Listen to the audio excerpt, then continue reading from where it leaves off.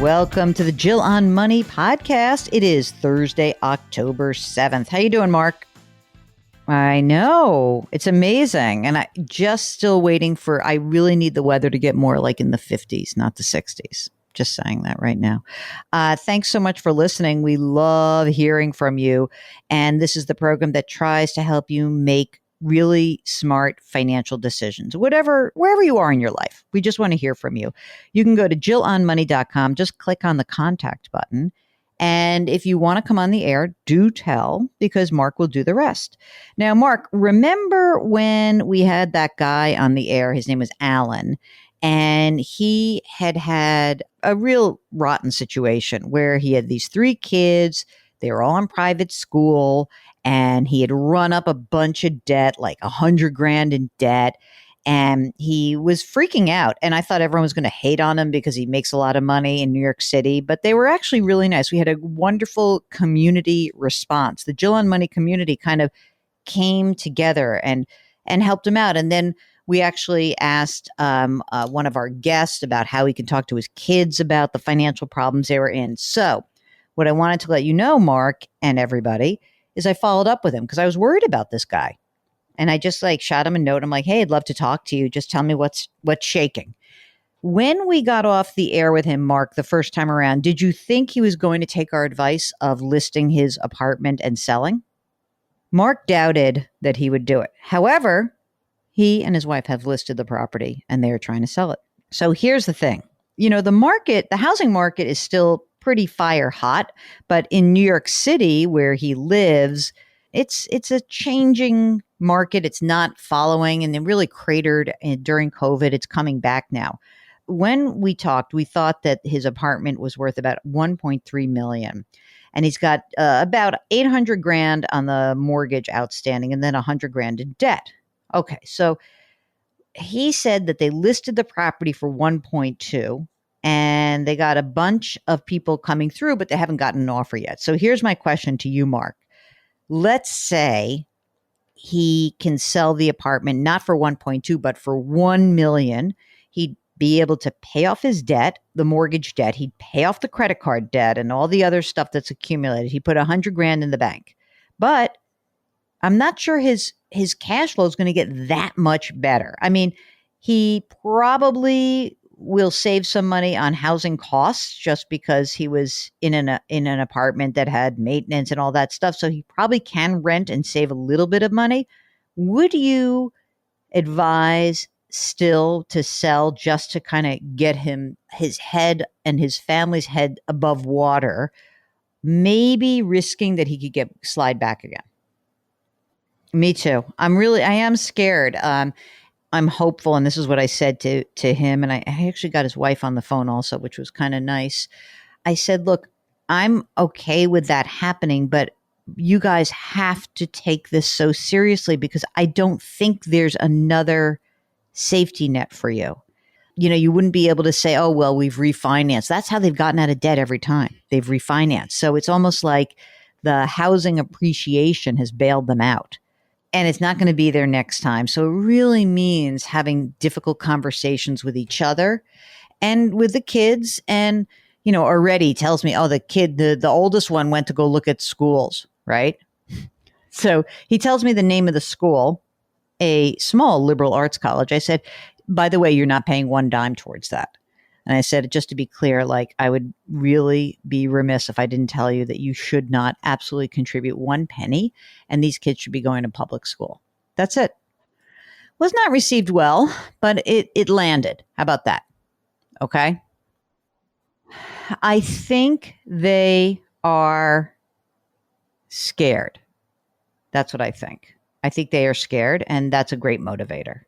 I think that the real key here, if anyone's going through a hard time, that first of all, the first piece of this is you have to kind of come clean with each other, but then you both have to kind of hold each other's hands and say, we're going to do this together and we're going to do it. And if either of you falters, the other one's got to help the other one, prop each other up. That's just my 2 cents. I mean, I'm not a shrink, but I think they can do it for sure.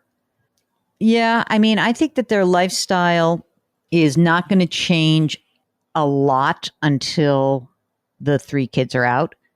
I think that they can manage it. I think they can. Listen, all they have to do is break even right now.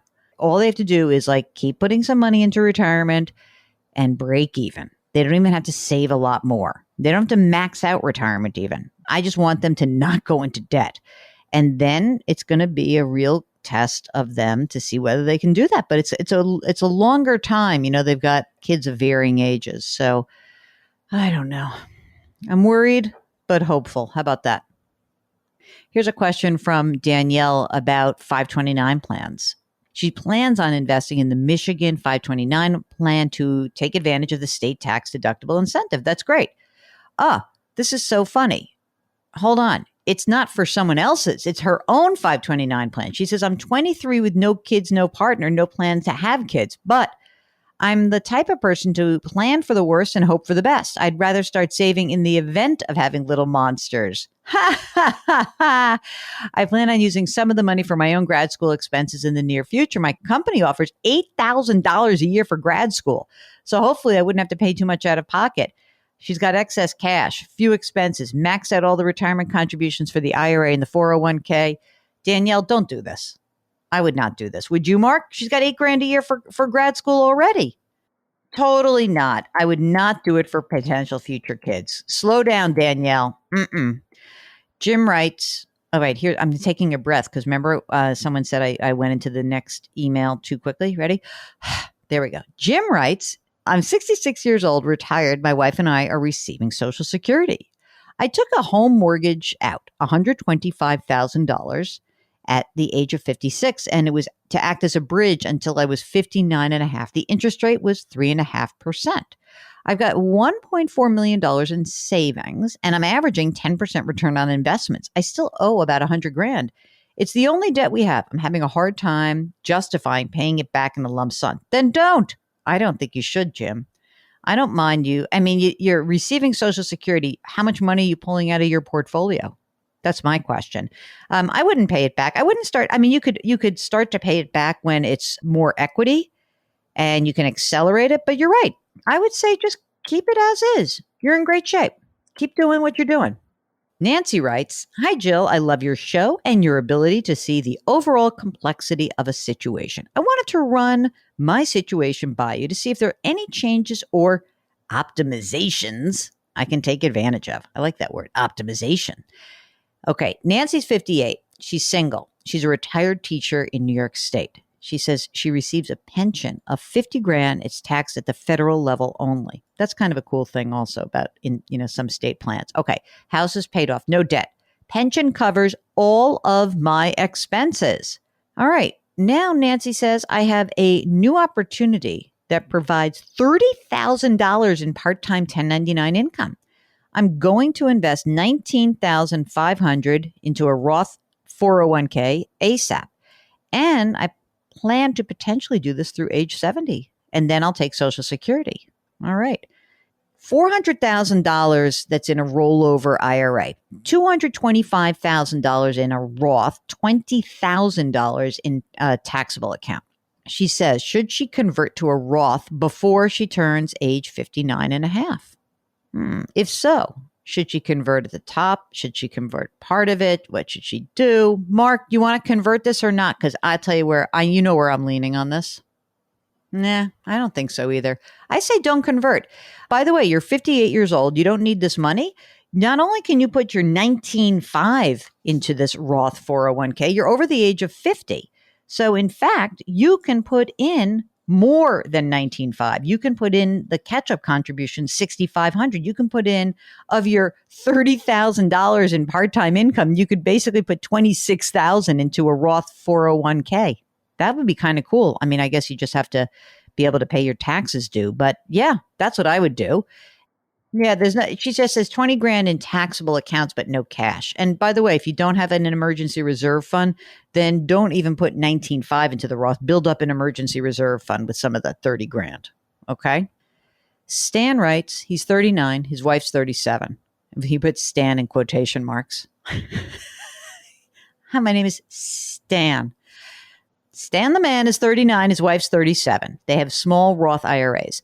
Balances are probably $30,000 for her. Mine is $22,000. We each put in about $2,000 to $4,000 a year at T. Rowe Price. Okay, we're doing this as extra. The main reason I'm getting in touch is because I've got $105,000 of cash that's sitting in my bank account. I couldn't tell you if we're going to purchase a second home as an investment property, Airbnb, in the next 6, 12, 24 months, but it will be within 24. My question, should I be taking the $100K and putting it into some sort of market? No. I don't know if you should buy an Airbnb, but that's your problem because I'll tell you right now, I'm not I don't know. You have no idea how risky some of these rental markets are. But okay, if you're going to do that, if you are going to buy it, and by the way, it's $350,000 that they have to pay. They want to get the house paid off. And there's a whole mishigas here. Here's the thing. Any money you think you're going to need, whether it's 6, 12, or 24 months, you really have to keep in cash. And that's it.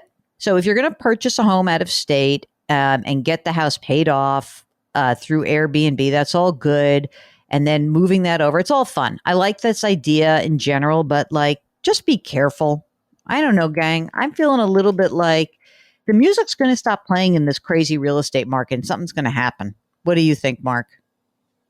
All right. Mark says I'm being a curmudgeon, that if you make these properties attractive on Airbnb, they can be good generators of income. Okay, so go do it, but don't put that money at risk. Terry wants to know the best method of giving grandchildren money. She says, I don't have funds to fully cover their educations. Any ideas you'll have will be greatly appreciated. Well, I mean, look, open up 529 plans. That's it. Just open up a 529 plan and then you can put the money in, Terry. And I think that would be really a lovely thing to do. You don't have to try to fully fund anything. You can just do the best you can do for yourself and for the kids. And in general, I love 529 plans. I think they are the best way to save for college education and actually even private school education, because you can use them for private schools. The 529 plans that you want some information on, maybe you want to head over to savingforcollege.com. Savingforcollege.com. It outlines all the different 529 plans. Check it out. All right. 529 plans. Love it. College education is fantastic. Okay, gang. That's it. Here's what you need to do for us, okay? We're happy to answer your questions. Just go to JillOnMoney.com, click on the contact button, JillOnMoney.com, okay? Now, here comes the ask. While you're there, sign up for our free weekly newsletter and subscribe to our sister broadcast. It's called Eye on Money. That's it. That's all we ask. Oh, and another thing. You know what? I'll do this tomorrow because I have another ask of you, but I can't ask too much of you all at once, okay? The only ask I'm going to remind you to do is to put your hands either metaphorically or physically on someone's back, as long as you're both vaccinated. Don't get too close if you're not. And try to do something nice for somebody. Grit, growth, grace. We'll talk to you tomorrow. Thanks for listening.